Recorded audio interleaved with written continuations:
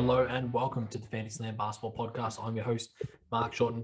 So going early this week, obviously I'll do one on Sunday as well, just talking through I think we're up to the power forward tier. So looking forward to that one. That's going to be a really good one. But I did want to open up the mailbag this week. First time I've done that in probably about a year. But if you didn't know, I am more and more active on TikTok and on Instagram. So I've had a bunch of people ask me questions just regarding, when to draft X, Y, Z, thoughts on this player, thoughts on that player, all in relation to a couple of sleepers and some busts that I put up, which caused a little bit of controversy, but that's okay. I've got one coming up as to why when I would draft Luka, when I would draft Giannis. So that one I'm sure is going to get a lot of arguments going, but I stand by what I say and what I've said the whole way through. Like there's a time and a place to draft Luka and to draft Giannis early, and that is if you're going into a punt build, and that punt build needs to be around free throw percentage and turnovers. If you're not willing to punt those, then you're wasting your pick at that point, and you should look at them at the back end of the first round, which by that point they're obviously going to be gone. So you need to know your strategy, you need to know your fantasy, and you need to know what players you're looking to get in the second, third, and then in later in the draft as well. So again, not going to go over that. I've been over that a couple of times now. So first question was, pretty much just players and then a question mark. So Jrue Holiday. Jrue Holiday is the number one player that I've got to touch on here. There's probably about 10 or 12 players here. So I'll try and race through them as much as possible. We don't need it to be the longest podcast in the world, but Jrue Holiday. So where to draft Jrue? I think both 8 and 9 category, you're looking at him in the 25 to 30 range, sometimes earlier, depending on your build and depending on who you got first. But I really like Jrue. I think he offers you some really good upside whenever it comes to assists and to some points. He also is going to give you some ridiculously good steal numbers. He's always been top couple, probably top 5, top 10 in the league in deflections. Deflections equal steals, or most of the time deflections equal steals. And Jrue is going to carry a side in that.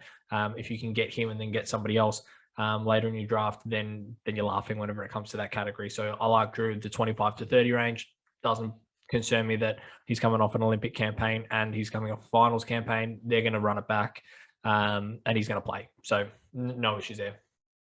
Jaylen Brown, similar range to Jrue Holiday, 25 to 30 in both 8 and 9 categories.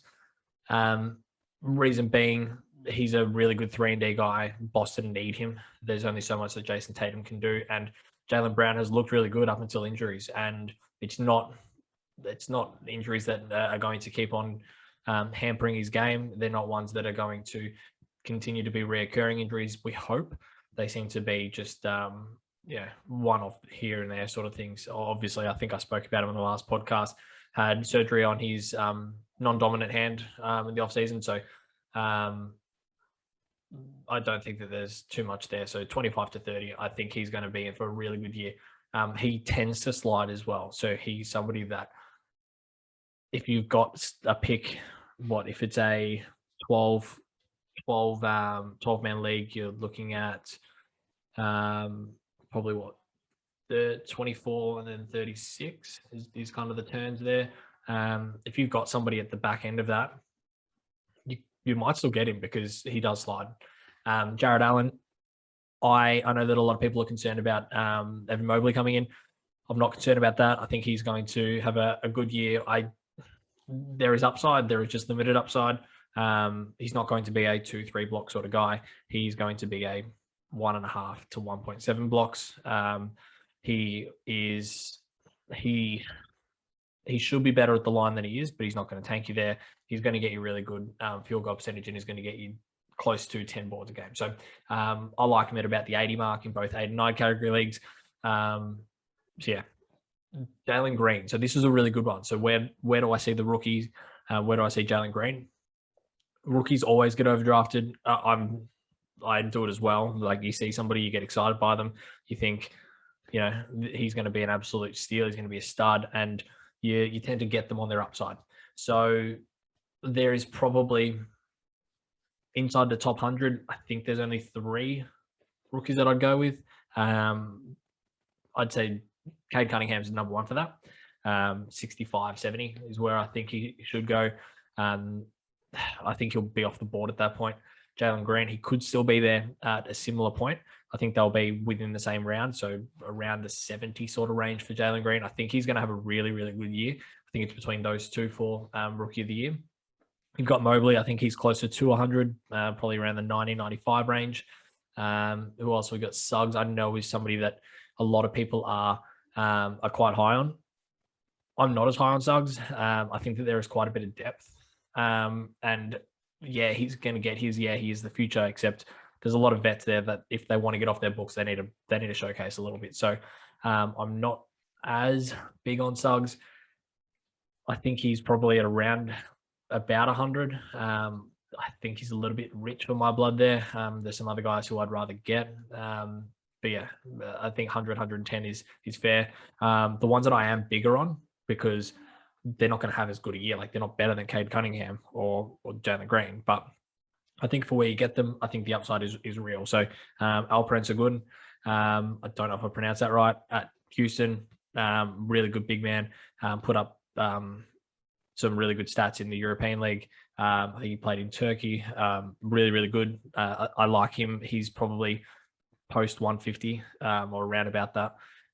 So he'll either be a last round draft pick or off the waivers. And I've spoken about Chris Duarte. He's a 24-year-old rookie going into Indiana, so they're going to play him. So it's about as simple as that. Really good for defense as well. And then Davion Mitchell going into a stacked team with De'Aaron Fox, with Buddy Hield and Tyrese Halliburton, but he's going to be one of their better defenders there. And they really need defense. They really need on-ball defense. So I like him as well. Again, late, but with some upside. Buddy Hield asked the question about my thoughts on him. I've been very vocal about the fact that I don't like him. I used to love him. I used to draft him everywhere, and then he burnt me last year. And I'm a very spiteful individual. So I think realistically, I think he has upside of 70 at the best, maybe 80. But I wouldn't be touching him until 100, just because there's a lot of unknowns there. And if he gets traded, we don't know where he's going. Also, we got Dejounte Murray. I think he's a top 50 guy. He is going to have the keys to the offense. He's really good. He's obviously a great defender. He gets out of position boards. He's really good for your field goal as well. Obviously, he's not amazing for triples. And for a point guard, he's not amazing for assists either. So there are concerns there, but I really do like him as a top 50 guy. Robert Williams, he's in the 70 range. There are some big guys that I'd take before him. I spoke about it on TikTok, and Isaiah Stewart is one that I really like. I think he has top 60 at least value there. Robert Williams obviously concerned about his health and him staying on the court. The question about James Wiseman, how he looks this year, bad. I think while they're still running that same structure, and they're going to, now that they've got Clay coming back, they're going to go to the game style that they know, which is Draymond Green at the top and pretty much dishing and controlling the game, which is what he does best. That's where he plays his best basketball. That's why he's somebody that I'll probably target after 50, after 60. James Wiseman doesn't fit into that. He very realistically could be traded as part of a deal. I think that Siakam could be part of that. So I'm not big on Wiseman as it currently sits. If I'm drafting today, I'm not touching him at all. So maybe last pick, like 130, 140 sort of guy. Chris Boucher, I loved him last year. I was frustrated like any owners were last year. He, as you mentioned, he has one good game and then he has 2 or 3 bad games. Or he'll be on for an absolute flyer, get 5 blocks within 3 minutes, and then he'll be benched for the rest of the game. Nick Nurse doesn't like him. He doesn't like the fact that he plays out of position to get his blocks and he chases his stats. And there's not a lot of room for that in Nick Nurse's offense, or defense, I should say. So there is real concerns there. Good thing is that A, I think Siakam's going to move. And B, they don't really have anybody else there. So they've got Kem Birch, who I do like. I think he's a real sleeper this year. And they got Freddie Gillespie as well. So that's pretty much it. So, yeah, I think I don't know. I don't know where I'd be targeting. Maybe 50, maybe 60, depending on what other bigs I've got. If he's my first big, I'd probably have to pull the trigger and go 50. If I've got some others, if I've got a Capella, if I've got a Myles Turner, if I've got a Gobert, if I've got an Embiid, I'm probably got more of a luxury of waiting a little bit on Boucher. And if he's there, great, nab him at 60, 70. But yeah, I think 50 is the highest I'd go. We've also got Colin Sexton, 70-ish range. I'm not concerned that they really like him all that much. So yeah, he's a bit boring. I don't love him. So 70. Jonathan Isaac, really good, coming off an injury. I absolutely love this one. I think he's got the ability to have a really big year. We know what he does, what he can do whenever he's on the court, but obviously there is the concerns about injury there and re-injury, and I don't know if I'm being a pessimist or a cynic or whatnot, and I'm sure that you guys are all feeling the same thing, but re-injury, I just feel as though it's going to happen. I just think that he has the potential to just be chronically injured. So I would be taking a punt on him at about the 70, 75 range. Facundo Campazzo, I'm not really big on him at all, or Frank Campazzo, as you say. I'm not big on him. I think that Jokic runs the offense too much. Jamal Murray will be back at some point, and Michael Porter Jr. there as well. So there's not going to be too many touches to go around. And without, I think he had a 10 steal and 2 game stretch last year. And outside of that, he's still in the average to steal a game. So not super high on Campazzo. So yeah, a late round sort of guy. De'Aaron Fox. So I always lump De'Aaron Fox in with Ja Morant, and I've never touched him because of that. Obviously, if you follow me on TikTok, and if you follow me over the years, you'll know that I'm not high on Ja Morant. But last year I was put in my place by De'Aaron Fox, and I'm happy to admit that I was wrong. So I was absolutely convinced. He put up, he lifted his threes from 3.6 per game to 5.5 per game. Yeah, he only made an extra 0.8 or 0.7, but that shot is now in his arsenal. Great.